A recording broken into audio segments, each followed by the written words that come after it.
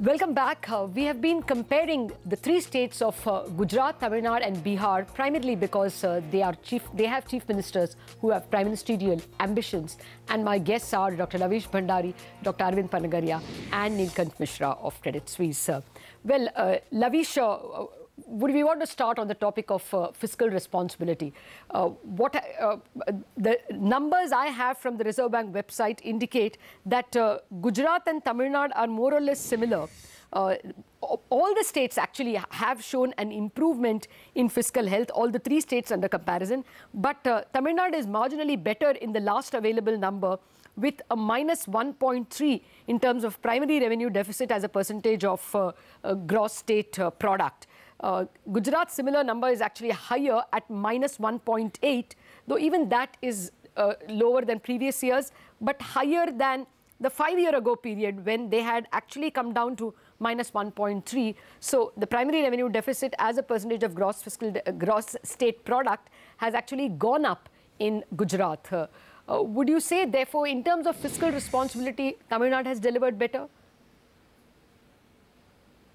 Oh, I think that's a wrong deduction. Okay. The facts are broadly comparable to what I have.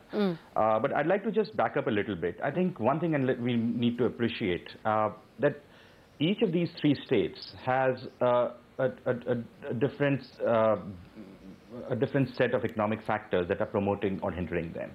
And each of these chief ministers actually have experiences which could prove invaluable at the center. So just as Narendra Modi's great experience in implementation could be invaluable for, if brought into the center, Tamil Nadu's experiences with making administration independent of what political or what side of the political spectrum the government is on.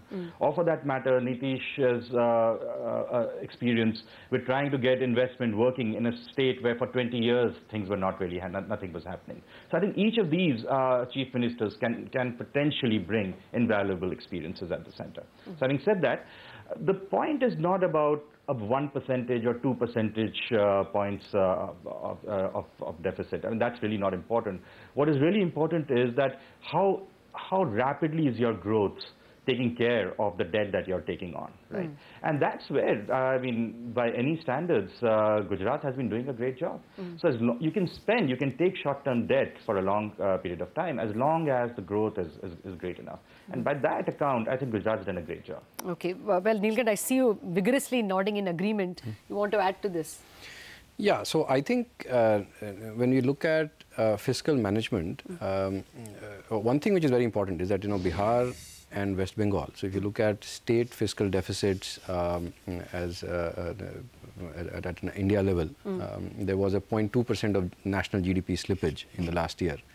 And almost all of it came from Bihar and West Bengal. Okay. Right?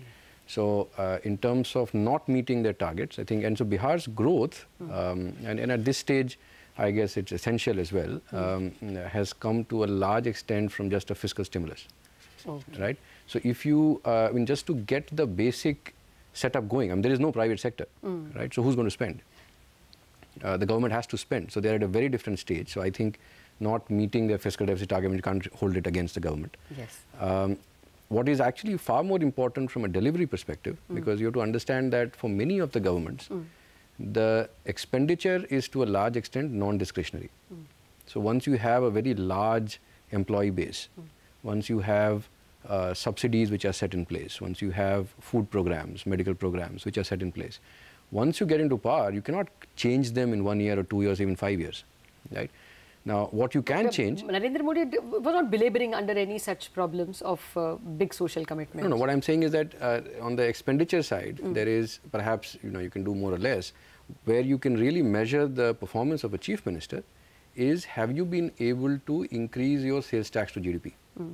Have you been able to increase your revenues? So what Lavish was saying is that, look, if you grow faster, then you get allowed to spend faster. Okay. Well, here I think I must add that Tamil Nadu performance is perhaps not getting the hype it deserves.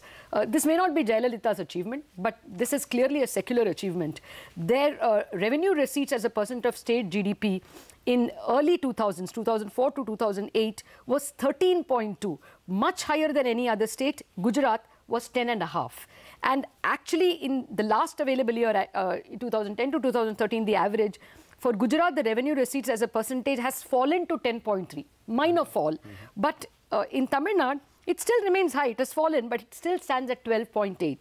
And if you compare own tax revenues, there Gujarat has actually underperformed Tamil Nadu significantly.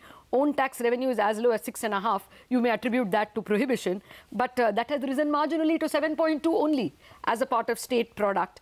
Whereas Tamil Nadu, already the own tax revenue is very high at 8.8% and has actually risen in the last 3 years to 9% of the state domestic product. So actually, Tamil Nadu has collected more taxes. While Gujarat has done what you all are saying it has, I think there are some unrecognized achievements in Tamil Nadu which is not getting hyped. Would you agree, Lavish?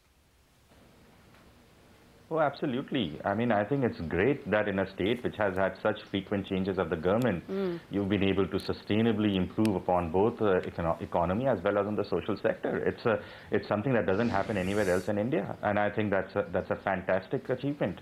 And I think it goes to the credit of both the political parties there that they've been able to keep their own politics separate from the administration of the states. Okay, you want to add to it, Neelkant?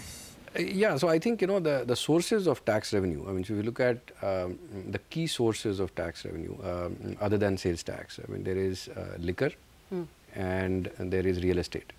So if you have a booming real estate market in Mumbai or in Delhi or in Ghaziabad and Noida, your revenues suddenly start to look very good. And I think Tamil Nadu would have had that advantage. Yes. Well, Ahmedabad you could have said, but it's a smaller city on a comparable basis. So I will go with Dr. Panagaria. I think we've discussed that. I know your target for this discussion is somewhat different, but if you're looking at what is it that each of these leaders, if made the Prime Minister, will then take. Let me come to that point, since ultimately that is the aim of this discussion.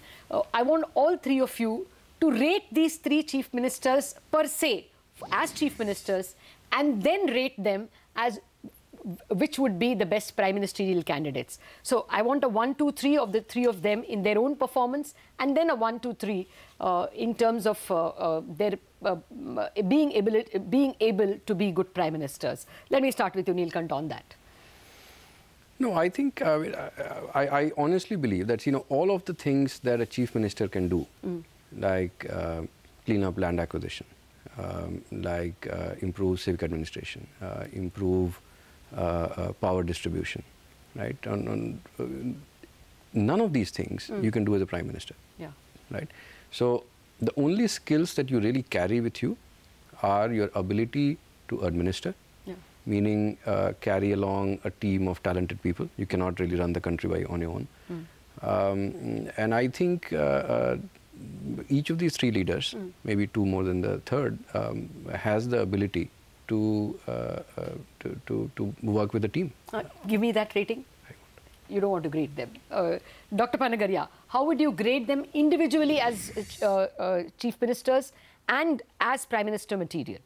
No, look, I only grade my students. I don't grade the chief ministers and prime ministers. Okay. I can talk about the abilities of different chief ministers or prime ministers, but I think, grade cards, I would limit that to my students. Okay, if you're only grading the states, the economic development, the economic progress, rate of progress, the delta over the past year. Here the differences are, because if we are looking at the performance, not at the levels, then all three actually are star performers. Among these three, I think it's very difficult to rank them. Well, for me, the comparison was suggested only by the ambitions, though I guess every chief minister wants to be prime minister.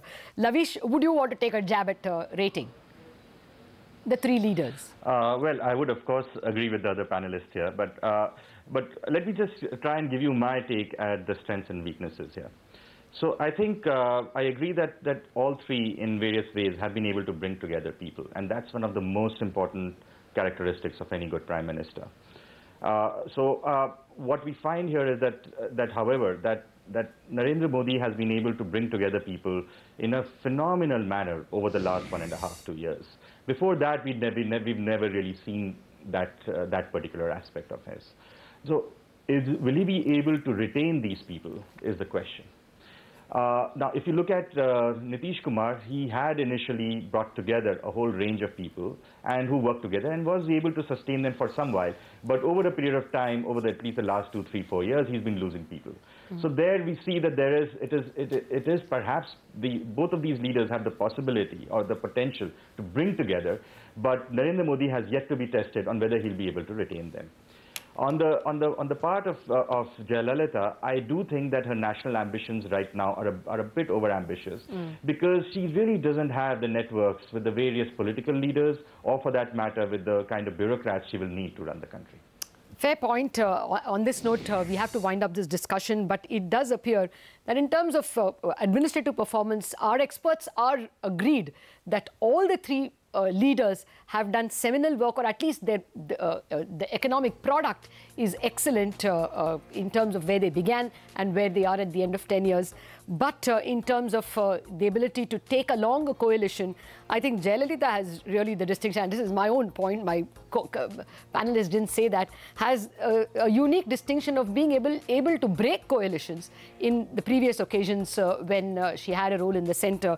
Nitish, in his own state, has been able to make coalitions, but not perhaps maintain them as much as he could in the earlier part of his regime.